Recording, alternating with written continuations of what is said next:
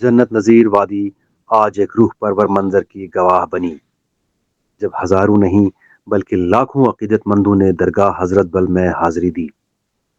دلوں میں عقیدت، آنکھوں میں اشک اور زبانوں پر قرآن کی تلاوت کے ساتھ فرزندان توحید اس بابرکت اجتماع میں شریک ہوئے۔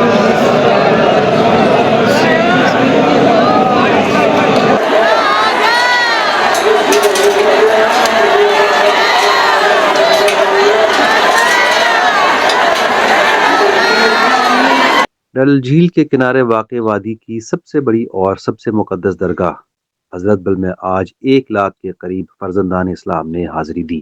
یہ اجتماع عید میلاد النبی صلی اللہ علیہ وسلم کے بعد آنے والے جمعے کے دن کا وہ روحانی اجتماع ہے جس کا ہر عاشق رسول شدت سے انتظار کرتا ہے۔ عقیدت مند دور دراز علاقوں سے آئے تھے، کوئی شوپین سے، کوئی بڑگام، کوئی بانڈی پور، تو کوئی جنوبی کشمیر کے اننت ناگ اور کولگام سے۔ مقصد ایک ہی تھا، نبی آخر زماں حضرت محمد مصطفیٰ صلی اللہ علیہ وسلم کے مقدس موئے مبارک کی زیارت۔ جب درگاہ کے صحن میں موئے مقدس کی زیارت ہوئی تو ہر طرف لبیک یا رسول اللہ کی صدائیں بلند ہوئیں۔ آنکھیں اشکبار، دل جذبات سے لبریز، اور فضائیں ذکر و اذکار اور قرآن کی تلاوت سے معمور تھیں۔ یہی منظر دیگر مزارات اور مساجد میں بھی دیکھنے کو ملا۔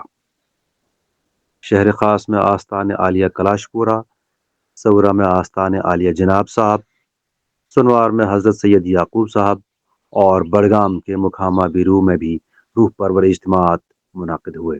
اسی طرح شوپین کے پنزورہ، اننت ناگ کے خرم سرہامہ اور سیر ہمدان، کلگام کے قائمو اور پلوامہ کے خانقاہ فیض پناہ ترال میں بھی ہزاروں فرزندان اسلام نے نعت و درود کی محفلیں سجائیں۔ علماء کرام نے جمعے کے خطبات میں نبی رحمت صلی اللہ علیہ وسلم کی سیرت مبارکہ اور تعلیمات کو اجاگر کیا۔ انہوں نے اتحاد، محبت، عدل اور انسانیت کی خدمت پر زور دیتے ہوئے کہا کہ یہی وہ پیغام ہے جو پوری دنیا میں امن اور سکون کا ضامن ہے۔